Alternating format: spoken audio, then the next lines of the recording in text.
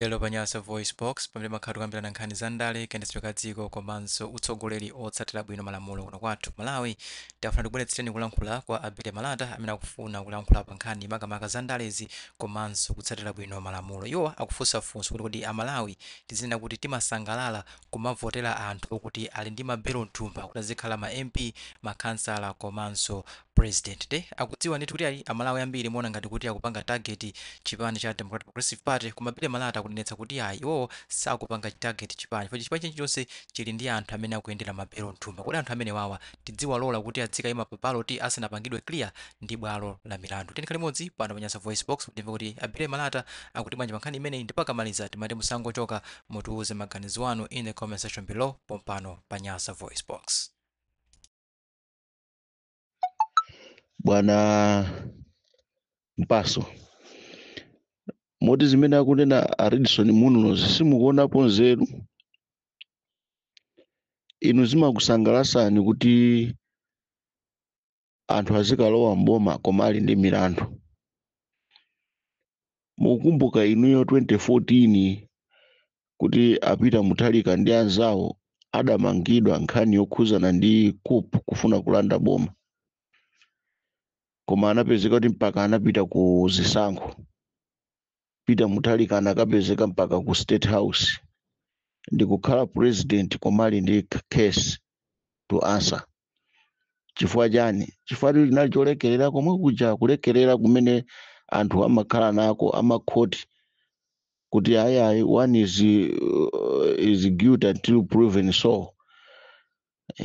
Koma munthuyo ali ndi case to answer in court, akumapita maloya, koma ikabwera nkhani ya zisankho amakapereka mapepala. Akakhala ma MP akangoti ayamba parliament ndiye kuti sangamutengeso kupita ku court. Akangolowa mboma muja ndiyoti basi amayamba kuchingirana nkhani zosadziwika bwinobwino. So why do we have courts? Why do we have ACB? Why do we have police? Zonse zija zimalesa kunena kuti zimakhalapo cholinga chonena kuti ziteteza zinthu ngati zimenezi. Inuyo panopa kuti muyang'ane mukapita kumulanje mukapeza kuli anthu amene akufuna UMP, ena ali ndi nkhani zonena kuti anabwera ndi kunena kuti mukaona waimusipi muzingopanga zimene mumathazo. Anapita mpaka ku polisi anangokhalako timawa zitochepa basi nkuwatulusa ati ali pa belo, komano belo imeneyoyo sikudziwika kuti milandu yake ikuyenda bwanji, koma panopa akufuna kuti akhale MP. That is criminal case koma akufuna kuti akhale MP. Kumulanje komweko kuli mzimayi uyuyo mzibamboyi wa DPP, kumulanje komweko kuli mzimayi wa UTM akuyankhaso milandu khoti yofuna kupha president. Zonsezo anthu akungoziyang'ana akufuna zija zoti pa 16 September akaloledwe munthu amene ujayo apite azikakhala pa MP. Yet she has got a case in court. Mukapita ku Blantyre kuli munthu amenenso anatengedwa MP anatengedwaso kupitaso ku court, kupita ku polisi, kenako milandu yake ili ku court anapasidwa belo. MP so ameneyo. Mukapita ku Mangochi kumachinga mukapezaso kuli MP wa DPP amene ananena kuti mukaona waimusipi ochani mpaka anakhala kuzomba polisi, milandu yake ili mkoti. Mukapita ku Mangochi kuli iso amene akufuna UMP ku DPP anali ku MRA, milandu yake ya corruption ku MRA ili mkoti. Mukapita ku Nchewu kuli munthu amene gulupu Nyinda kumene koko apezekaso zichazona milandu yake ya corruption, milandu yake ya chuma chimene anapezera, milandu ya certificate. Mukapita Mulilongwe muliso muliso wina amene akumati ati ndi wa Central Region, mwino wa Central Region ku DPP ko kuziopseza kuti ati ndi mwino wa Central Region akufuna so mpaka running mate. Nkhani za certificate za forgery ku MRA. Mukapita ku Nzuzu ndi iziso zangochitika kumene izi nkhani za corruption. Mukapita ku Tcholo kuliso anthu awiri kuli mzimayi ndi mzibambo kumeneko MP wina anagulitsa malo ali deputy minister of lands. Kuli mzimayi wina anatenganso ku Eskom ndalama. Mukapita ku UTM kuli even president ali milandu ku makhoti a dziko lino. Zosasovedwa bwinobwino. Mukapita kwa Ford chimozimozi ali ndi milandu ya corruption imene sinathe mpaka pano koma kuti akufuna upresident.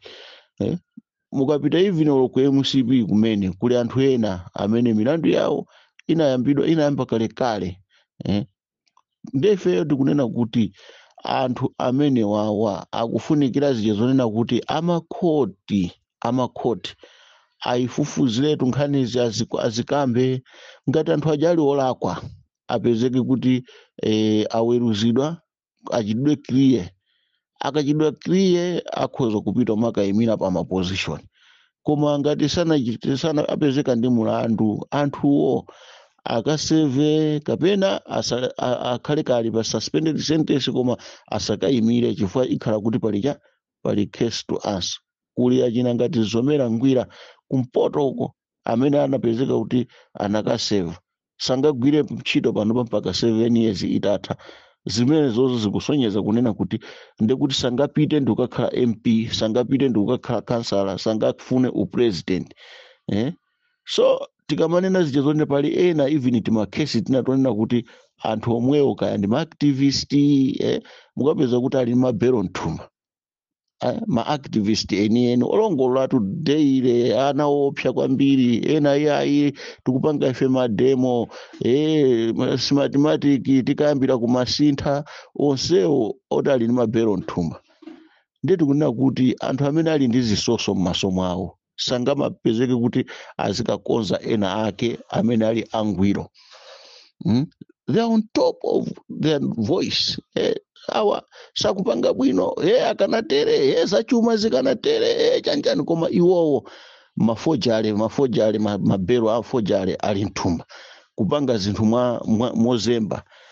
Mabungwe amene akuyendesa aja kuti osachita register sakupereka ulonsonkho ku dziko lino la Malawi. Chuma chonse chimene akuchipeza kwa politicians kwa anthu akunja chingothera mthumba mwawo palibe mene akuthandiza dziko la Malawi koma they are on top of their voice. Kufuna kusokoneza. So ife tikunena kuti amakhotiwa akuyenera kuti akonze zinthu ngati zimenezi tisanafike pa 16 September. Koma ngati milandu ije ipitirire 16 September ndekuti anthu amenewa asaloledwe kuyimira chifukwa ndekuti akhala zoti tili ndi system yomwe ija umanena kuti atha kupita mboma mpaka azikakhala chifukwa is not proven guilty koma yeti munthuyo ali ndi ma cases amene amuwerengera mu khoti. Komano chifukwa cha ma-drag tactics akumanena kuti ayi tidikire kaye kuti mpaka tiduse mpaka tikafike kuzisankho cholinga chonena kuti chipani chawo chikawina azachingirane ndi kutheserana milandu.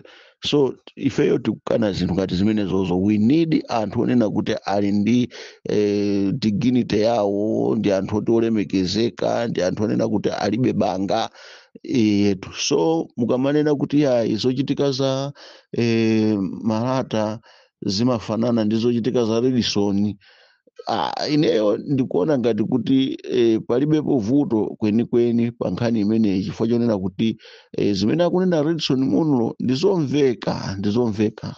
Iniyo mwaona even anamiwa anabwera ndikukanena kuti kulemba kalata kwalembera president kunena kuti a president achose a Priska Pondagaga pa mpando wawo.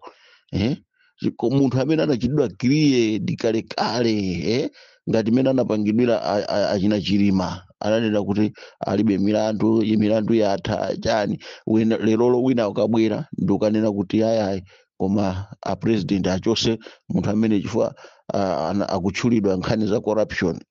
Kodi kunoko ali ndi case to answer ayi. So ngati anamiwa akunena munthu kuti anamuchita kale clear alibenso kesi iliyonse mu khoti koma kuti achosedwe ntchito ndekuli bwanji anthu onena kuti akupita daily akupita ku khoti ndikumapangadi chani koma ati akufuna MP akuti akufuna upresident.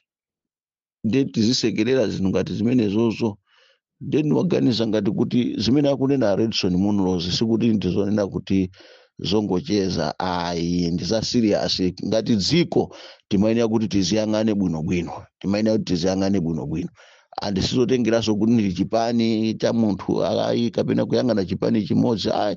Mukaona mmene ndafotokozeramo ndekuti it's everywhere, every party you go to MCP kuli anthu amene anatengedwa pa nkhani za corruption, milandu yawo yakalekale. So it should be kuti amakhotiwo apezeke kuti ayifulumizise kuti amenewo aweruzidwe whether osalakwa kapena olakwa. Ngati ali osalakwa, yes, let them go and contest.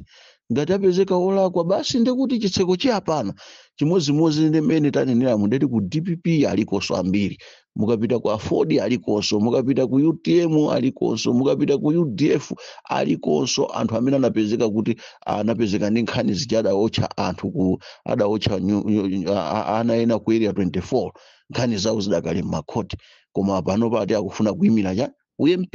Ndekuti zonse zija zinafunikira zija zonena kuti a Chief Justice aonesese kuti makeses anthu amene ajawo at least afulumizisidwa.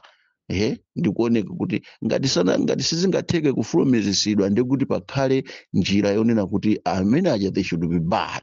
Aliyense amene milandu yake yatha is cleared akhoza makagwira ntchito ngati mmene anapangira akamponda gaga waitananso ku State House kumakagwiranso ntchito because he was cleared. Ndiye wina ake sangamabwere ndimakanena kuti ayi koma tizinena kuti okay tiyeni titenge azigogwa ena awo tiyeni tiaphe koma wathu tiyeni tizisunga. Ndife basi tizikachita support kuti anamiwa ati akufuna akamponda gaga achosedwe ntchito, koma anthu amene ali ndi milandu za certificate za forgery, zakupha, zakuba, zokuba, ena ndi milandu ya corruption, ena ndi milandu ya makhoti ma criminal, tiziyasiya. Ndendi chani zinezozo, ndendi zichani.